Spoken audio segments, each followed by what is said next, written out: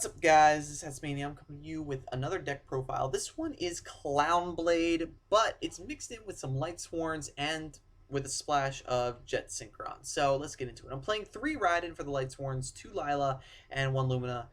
This deck has a lot of back row destruction, as you can see down here. This deck needs it mainly because of cards like D-Prison and Mistake, which can really hurt this deck, or even Vanity's Emptiness, something like that. This deck really hates back row and floodgate cards, so Lila is a great way out to that, and really helps you get the deck going as well. Lumina is here specifically so I can play Michael, who is very good with this. I'm choosing Michael to play over um, Black Rose simply because Michael is more of a techie card. I'd rather have a 2600 beater on field and be able to banish something rather than just destroy everything. So plus I already have Exciton, so that's not really a huge deal to me.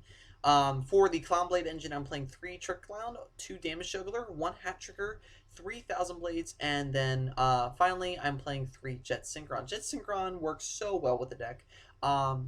This is the only version of the deck I would honestly play 3 Jet Synchron in, simply because it mills a lot. The big reason why I'm playing the way this deck works is that it sacrifices technicality and control for speed and slightly more consistency. In the terms of like what's getting sent to grave, like you're getting cards sent to the grave, and that's what this deck likes, and that's what makes it a little bit more consistent simply because of the Lightsworn engine. I'm not playing Mathematician simply because, I wish I could have more room for Mathematician, and honestly, sometimes I'd rather have Mathematician over cards like Solar Recharge, simply because it is more technical. But having Mathematician and Grave sometimes it wasn't good. So I prefer to have this simply because I don't always need cards like I don't always need Raiden or Lumina in my hand. Lila is always a great card to see, but yeah, sometimes it's just a little much. So that's why I'm playing Solar Recharge. Anyway, I'm playing 2 Charge of the Light Brigade. This card is amazing in this deck.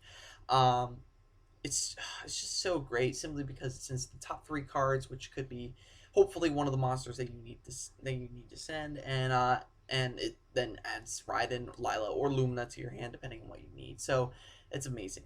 2 Solar Recharge. It's the draw engine. Love it. 2 MST, 2 Galaxy Cyclone, 3 Rhoda, 1 for 1, 1 Foolish Burial, 3 Breakthrough Skill, and then going more into the traps, 1 Damage Diet, and 1 Skill Successor. I'll explain these at the end of the video, towards the end, and 1 Bottomless Trap Hole, 1 Compulse, 1 Solemn, and 1 Jar of Avarice. For the extra deck, for the level 5 Synchros, I'm playing 1 Armades and 1 Catastor. These guys are amazing in this deck. They're so easy to get out. 1 Michael. This guy rarely ever sees playing. Quite honestly, I feel like he's the best level 7 for this deck, simply because I don't always want to see Black Rose. I already have Exciton, and Exciton is quite honestly just a better card. And Michael being able to just do spot removal rather than clear the board is usually a little bit better. Then for the level 8s, I play 1 Stardust Spark, 1 Scrap, this is the guy that I go into the least. Less than Michael, honestly. And then finally 1 Trish, of course. For the rank 4s, I play Excalibur. He's very easy to make. 1 Castell, 1 Karen Gorgon, 1 Exciton, 1 Emerald, 1 Cowboy, 1 Ragnar Zero, 1 101, and 1 Dweller. So going back to the traps, the reason why I'm playing Damage Die is that it allows me to play the Clownblade engine at a lower cost, and allows me to play it more. So if you are very, very close to winning, one of the biggest problems with Clownblade is that it does damage to you. If you are close to winning, however, you just need to special summon Trick Clown and then go into 1,000 Blades, but you have less than 1,000 life points. You can't do it simply because you would lose automatically if you chose to do that. Damage die helps solve that problem. It halves the damage you would take from 1,500, and it still allows you to special summon 1,000 Blades. So it's very useful in this deck. I was playing 2 for a little while, but I felt that it was a little much, so I cut it down to 1 and instead put in Skill Successor. The reason why I'm playing Skill Successor is because it's so useful. It's another way out to towers when combined with something like Trishula uh, or something like like not necessarily Excalibur, but just something like it's just another card that becomes useful, or like any of the other like synchros that are at least 2,500 that are at least like around this.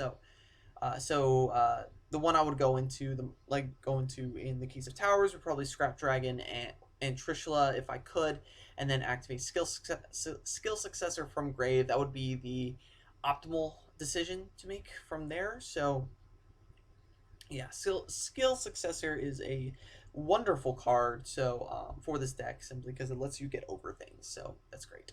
I'm playing one Jar of Avarice because I don't always need it, but it is very useful.